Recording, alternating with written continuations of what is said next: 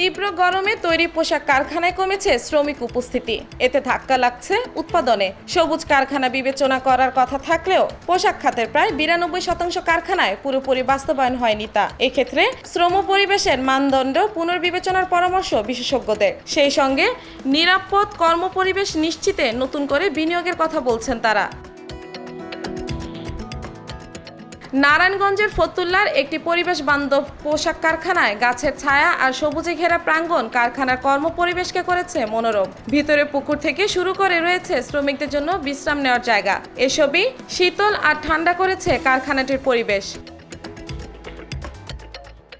Lead সনদপ্রাপ্ত 3 তলা বিশিষ্ট সবুজ এই কারখানার 2য় তলায় চলে মূল কাজ, যেখানে শ্রমিক রয়েছে 5 শতাধিক। তীব্র গরমের মধ্যেও যারা কাজ করছেন তারা যেন অসুস্থ হয়ে না পড়েন, সেজন্য রয়েছে খোলামেলা পরিবেশ আর প্রাথমিক চিকিৎসার ব্যবস্থা। ফতুল্লা অ্যাপারেলসের মতো দেশে এখন সবুজ কারখানার সংখ্যা 215টি। এসব কারখানা কর্মপরিবেশ আন্তর্জাতিক মানদণ্ড অনুযায়ী হওয়ায় এখানে আলো বাতাস রয়েছে বেশ। ফলে কারখানার বাহিরের তাপমাত্রা যাই হোক, সহনীয় ভেতরের পরিবেশ, তাই এখানে শ্রমিকরা কাজ করছেন স্বাচ্ছন্দ্যে। তবে প্রশ্ন থেকে যায় সবুজ কারখানা নয় এমন সাধারণ কারখানার পরিবেশ নিয়ে।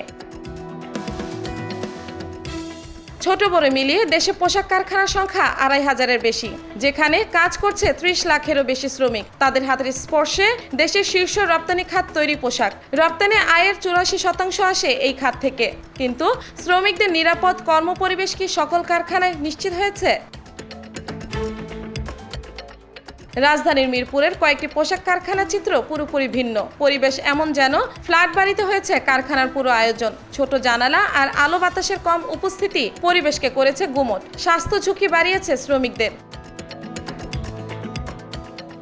সম্প্রতি এক গবেষণা বলছে দেশে প্রতি বছর তীব্র গরমে 3200 কোটি কর্মঘণ্টা নষ্ট হয়। উচ্চ তাপমাত্রায় শ্রমিকের উৎপাদনশীলতা কমে যাওয়া শীর্ষ 5 দেশের মধ্যে নাম রয়েছে বাংলাদেশের। এমন অবস্থায় ডাইং সহ বেশ কিছু কারখানায় প্রায় 40% উৎপাদন কমেছে এবং শ্রমিক উপস্থিতি কমেছে 50% পর্যন্ত। আর সার্বিকভাবে শ্রমিকের কর্মদক্ষতা কমেছে প্রায় 50%।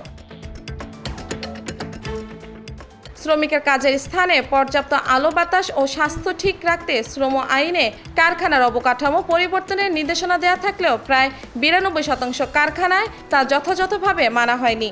এক্ষেত্রে শ্রম পরিবেশের মানদণ্ড পুনর্বিবেচনার পরামর্শ বিশেষজ্ঞদের। কর্মক্ষেত্রে অতিরিক্ত তাপমাত্রা ও বন্যার কারণে তৈরি পোশাক খাতে প্রায় $27 বিলিয়ন রপ্তানি ক্ষতিগ্রস্ত হবে। তাই কারখানায় শীতল পরিবেশ নিশ্চিতে স্থায়ী পদক্ষেপের পাশাপাশি টেকসই নিরাপদ কর্মপরিবেশ তৈরির পরামর্শ অর্থনীতিবিদদের।